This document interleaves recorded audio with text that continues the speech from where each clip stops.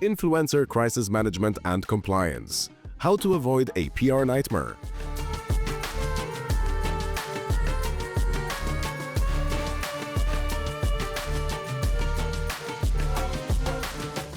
Okay, so our next panel speaks about influencer crisis management, because if you think influencing is fun, there's a lot of crisis to manage if you're an influencer or a celebrity.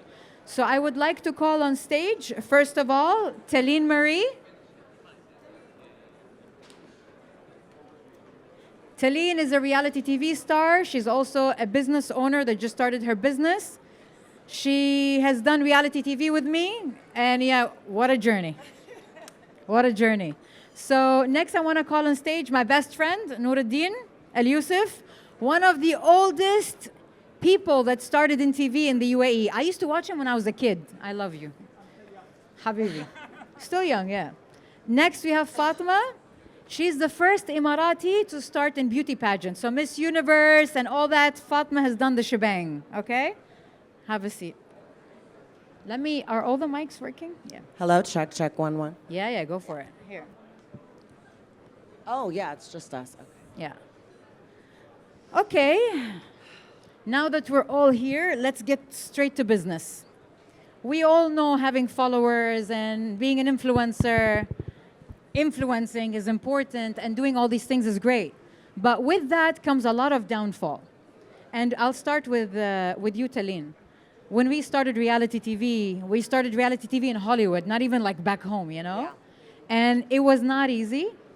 And I've been in the limelight since I was 15 years old. So I had to learn how to, create tough skin so I can survive. For you, you started reality TV recently, and you boomed recently. I want you to tell everyone, because there's a lot of people here who are starting their journeys, how you manage to stay sane in an insane industry. So, and how do you manage that as a crisis? Yeah, great question. Actually, I've been in the entertainment industry since I was 9 years old. I was a professional singer in opera, actually.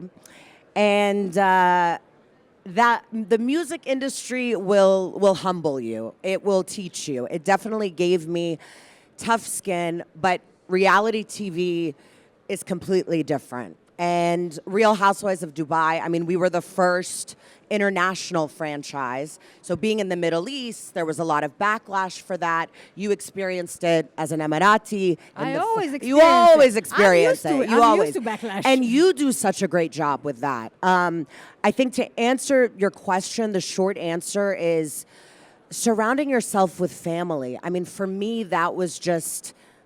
That was my support group. I wanted my sister, my husband, my children. So like after we would film, I would just come home, decompress, don't get on X, don't get on all these things, and read the stupid comments, because you have the cyberbullying, but you got to think, like, the perspective is how sad is their life, their reality that they have to project hate. What are they going through in their life that they have to comment? So I think I almost feel bad for them, and then it doesn't really bother me. I think if you switch. By the way, is this working? I think the mics need to be louder. The mic? Can we get the mics louder, please? Can you guys hear us? Yeah. Okay. It's fine. Check. Okay. I think all of them. So We can't hear each other. yeah, I can't hear. Can we get the volume of the mics a little bit higher? Yeah, perfect. Thank you. So you said something important. You said, I feel sorry for them, right? Yeah. And part of growing thick skin as a public figure is to feel compassion for those who are insulting you instead of anger. Yeah. Because if it's triggering you, that means you have to work on something. Exactly. Exactly. And then you're giving more power to those people, right? Because at the end of the day, they just want a reaction. And you can't give it to them. I'm not going to lie and say, of course, it does have an effect sometimes. Yeah. But I know who I am, and that's all that really matters. Yeah. You know what I mean? That's true. What about you, Nouraldin? You have been since Space Tune. Who knows Space Tune in UAE? Like this channel. It's like Nickelodeon. Since Spacetoon, you have been the child on my TV. Oh, wow. And I've seen you grow, and you're one of my bestest friends, and you take criticism with like an armor. You don't even care. So how do you do it? What is the secret? How do you handle it? I think if you know yourself well, you know your worth, you know your values, you would not get affected. But we are human beings. Sometimes I do get affected, especially when it comes to family. You know, us as Arabs, we like to curse family first before you curse you. So yeah, it gets annoying sometimes, but I'm very good with blocking. I don't mind to block a person, but I don't give them that validation. Actually, today morning, I saw a very like a huge, massive article on my YouTube channel. With An my article. It's like an article, literally, and she's like, the last line was like, "Sorry if I was speaking a lot, but I had to." Oh. I was like, lots of anger. I replied back, "Deal with your anger, lol." She's angry. Yeah, so it's usually projection. No? Yeah, she's Yeah. projecting, and you get lots of those sometimes, but majority of them on my guests, because like on my YouTube show, like I host guests, and the guests are like celebrities, so they get lots of love and a bit of hate. Thank God my audience are so sweet, they're nice. I always say I raised them well, because I try to show them, like, instead of criticizing in a negative way, you can always criticize me, but be a little bit nice. If you don't like something, just say what's the best way to do it on your opinion, because the way you think is not the way I think, and I'm sure like each one of you think in a different way. You think in a different way. You have a different social background. Yeah. Sara, Fatima, we're different, so we have to respect the diversity. If you Yeah. respect diversity, you respect yourself. If not, you would never respect yourself. 100%. People find it difficult to accept what's different. They either run away from it or hate it. But you can actually not judge it and learn how to love it. So it's important. So no, I think everything you're saying is important, but it is hard in the beginning because we are humans, right? So it takes True, time. true. But after you practice, it gets easier. Your skin gets thicker, and you just feel sorry for people. And like one that. thing I have to say, because people, especially like Muslims, I am Muslim, I was raised in a mosque. My dad was like imam. All of my family are extremely religious. They respect who I am. They never comment bad comment like others, like, yeah, this is against Islam. No. A true Muslim, a true Christian, a person who believes in God, who loves religion would never attack a person. 1 Would million never. 1 million%. Conversation, not attack. By the way, I love it when they attack you in the name of God. Thank you. You go to their profile, God first. God No, first. no, Habibi. God first, yes, but God is here, God is everywhere, so you don't have respect. Yeah. If you can't respect others' diversity or others' differences or accept them, don't come to me with God topic. That's as simple as that. Fatma, what about you? Being an Emirati dealing with negativity and culture, and I know it's not easy to be in beauty pageants because it's looked at as a negative thing. How do you deal with that? Well, as for me, being an Emirati, in the beginning, it was very difficult because we go back again with regards to our culture. I remember like when I was about 19 years old and I started to work for Rotana at that time, and I had to get into a TV. And my family, when they saw that, they saw me on TV, they actually were not really happy about it. And they were telling me that you will be criticized, being an Arab, being an Emirati, you will be criticized. So they told me that you shouldn't be doing this. And when I entered the beauty pageant last year, I had the same mentality as well, that this nightmare would happen for me again because of my culture. But in today's world, we have progressed a lot, especially our Emirati girls. We have progressed a lot and we have moved forward, and we don't have to exactly represent ourselves to be criticized by it. But some mentalities, at times, they look at it that way. And for me, social media is a tool that goes really fast. So one comment goes up, everybody knows. At least the minimum that you can get from each viewers is like, for example, the least is like 200 to 300. So that's how news goes really fast. And criticism happens through that, because I feel that some people, they're not able to achieve what they want in their life, so they're just criticizing others for achieving that, for being able to do that. For having their guts to go out there and do it. How Yes. dare you? Yeah, You know? so like how come you Yeah. can do it? So there's also that jealousy within them that criticizes other people. But for me, I have learned that honesty and being authentic and following your values with your culture and doing the right thing, because I know I haven't done anything wrong. Yeah. Yeah, I know that I am following what my culture tells me, or the the authenticity that I have within myself. And I know that I don't have to, put myself into pressure on why this person told me this. So I don't really ignore it, but I try to like advise them in a better way. If they get it, they get it. If not, then I just let it be. What you're saying is something that I train sometimes when it comes to confidence, right? Yes. For me, everything is spirituality. So everything has to do with spirituality and energy, right? And when people ask, and I see courses, 50 ways to be confident, 90 ways to be confident, 2 days to be confident, come to the retreat, I'll make you confident. Bullshit. To be honest, to be confident it's a simple definition, is to be strong enough and to dare to be hated. That's how you build your confidence. When you're not trying to be everyone's cup of tea. If I want everyone to like me, with you, I'm somebody, with him, I'm somebody, with her, because I want everyone to like me. I'm unauthentic, I'm unreal, I'm not in my energy, my power, right? But if I dare to be disliked, that's where my self-confidence gets raised and gets born, because I don't care if you like me or not. And me being an Arab as well, like you say, and all of us get criticized, no matter where we come from, what religion, what background, right? My family, I have over 90 tattoos. They criticize me, oh my God, you have so much tattoos, I don't know what. And I always hear that criticism. And my answer is always the same. And they're like, oh, and it's embarrassing. I was like, yeah, but when I die, I lived such an awesome life. I had such an awesome life. Yeah. I died with so many tattoos. I died doing everything I love. No one's paying my bills. I don't care what people think. So it's important to have that mindset as well. Otherwise, you realize you're a prisoner of your own thoughts. You're not anyone's prisoner. So when it comes to handling things, like let's say Taleen has an interview. And of course, there's a lot of crisis that go wrong. You can say something, especially in today's world, everyone is sensitive. Especially me. I'm always my foot in my mouth. I'm like, oh shit, did I just say that? So as a public figure, do you have a team that advises you, or do you feel like you trained yourself? Or how do you want to advise anyone out there who wants to go out but has to be careful how they stitch their words together? This might sound really crazy, but I'm a firm believer in literally looking in the mirror and practicing. Yeah.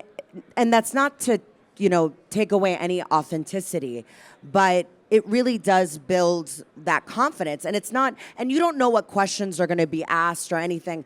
But I remember even as a child, I would do these call it crazy, call it I had an invisible friend, but I would pretend that I was being interviewed and I would just say, I would talk. And it was, in hindsight, looking back, it was to build that confidence. And I think adults should do that too, or film yourself even, and listen to what you're saying, and you'll understand it from a different perspective when you watch yourself. But again, for me, it goes back to family. My family is so important for me, and I always love to run things by them. At the end of the day, I'm going to do what I'm going to do. But I feel like a support system you trust. Support system, and they have your best interest at heart. And then they might see a different perspective. So I try to take from my family, but really it's building that confidence from within, and I was doing that from a very early age. I love that. Very important message. What about you, Nouraldin? What was the question? When you listen, I you gotta found out, listen. Sorry. we both have dyslexia. so no, Noor, like for example, today's world, everyone's sensitive. You say one word, everyone's upset. And That's you don't true, even mean it. Everyone's like wants a reason to cry, to be upset.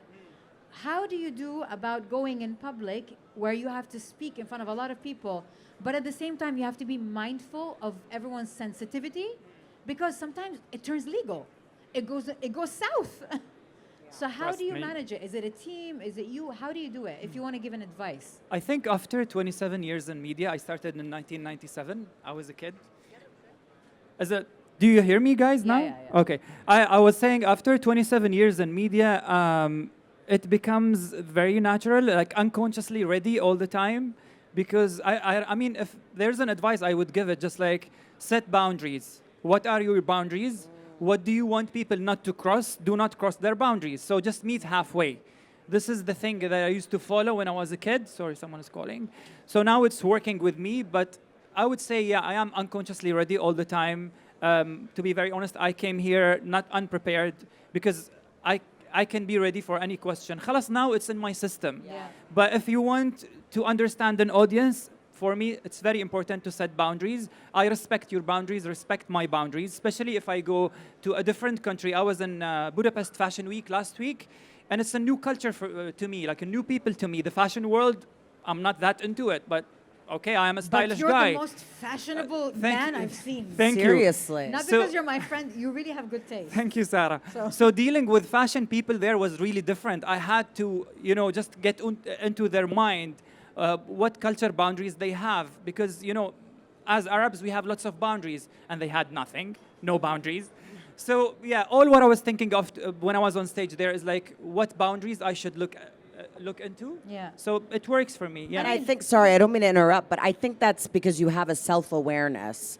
Yes, I do. Right? And a lot of people lack that. And it's Yeah. like, you have to have that, especially when you go to a new country and they You just... should be on my show, by the way. I'm going to host you on let's my podcast. do it. Yalla, I'm Yeah. down. Let's do it. She's great. Actually, he mentioned something important. He mentioned there is something called emotional intelligence and you have cultural intelligence. Yeah. When I go to a new country, I always find someone I know and I tell them what's okay, what's not. Yes, exactly. Like when I was in Japan, like I had a speech, they told me don't put your chopsticks crossing, don't sit like that.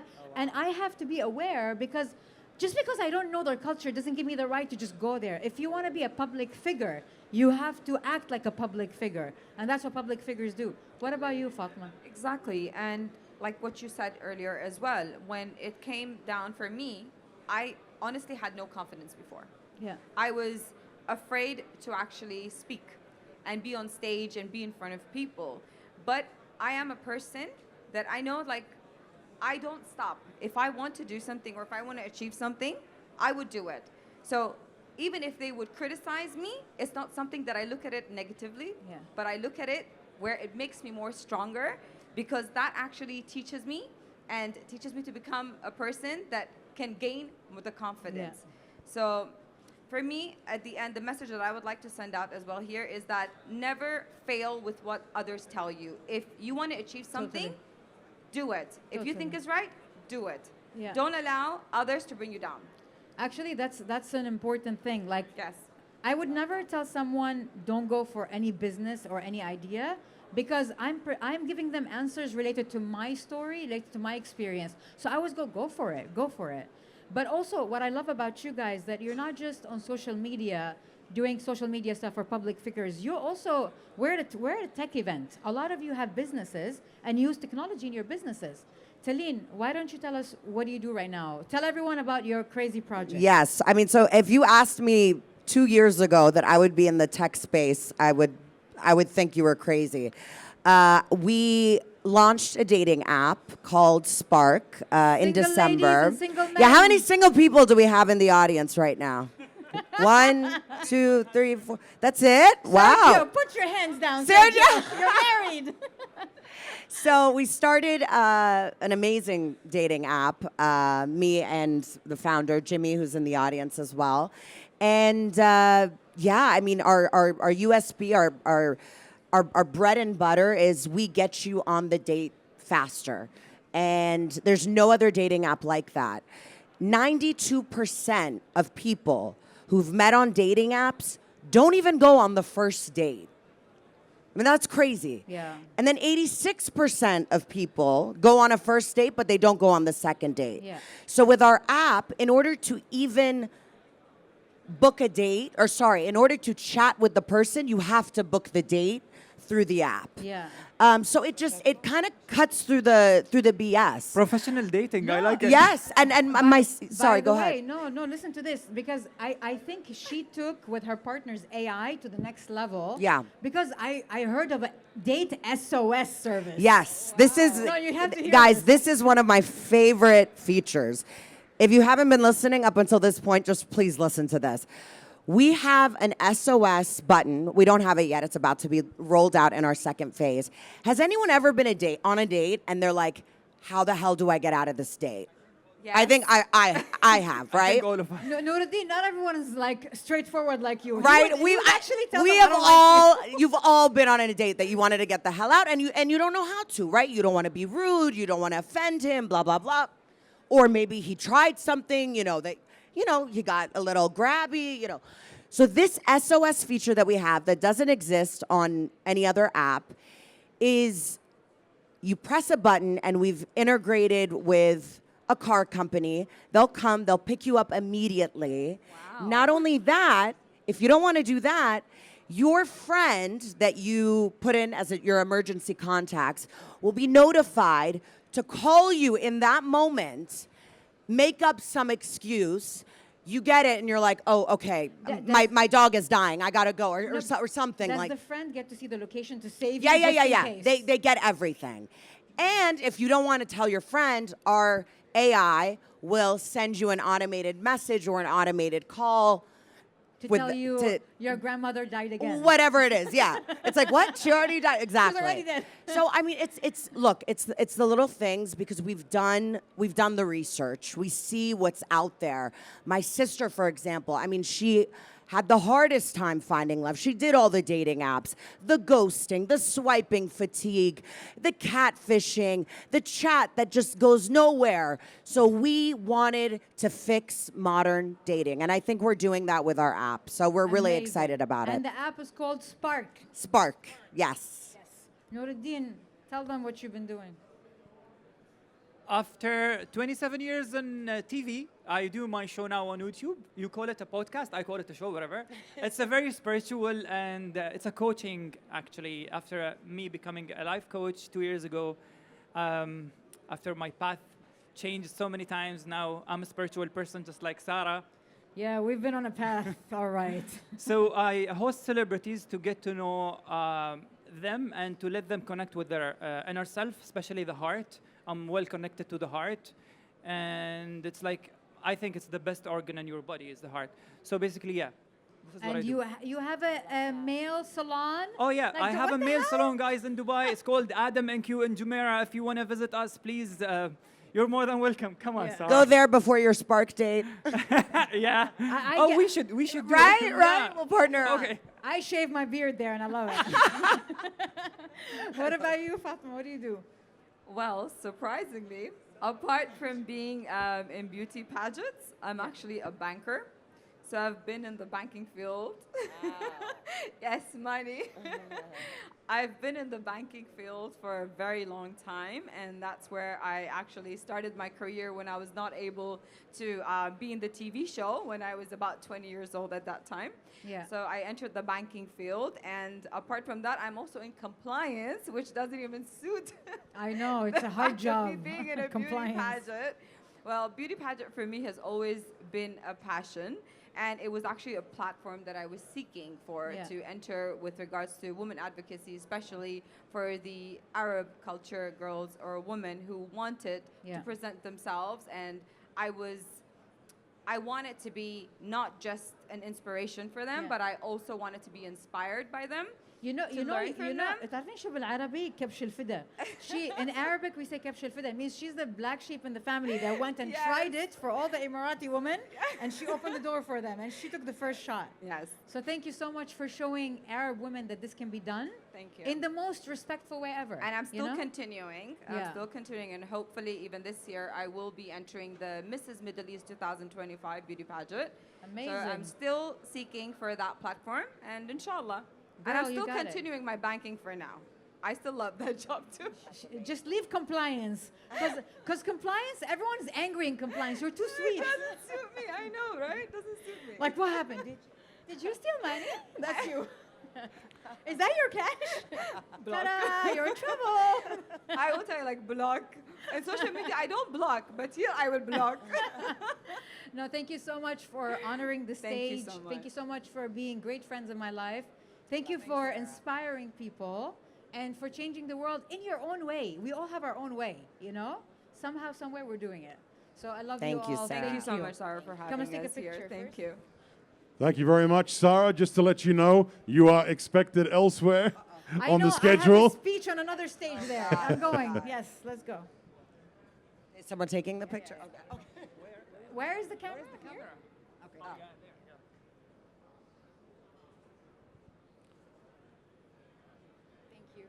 All right, guys, I'm going to the other stage. Stay here. I'm coming back for more panels.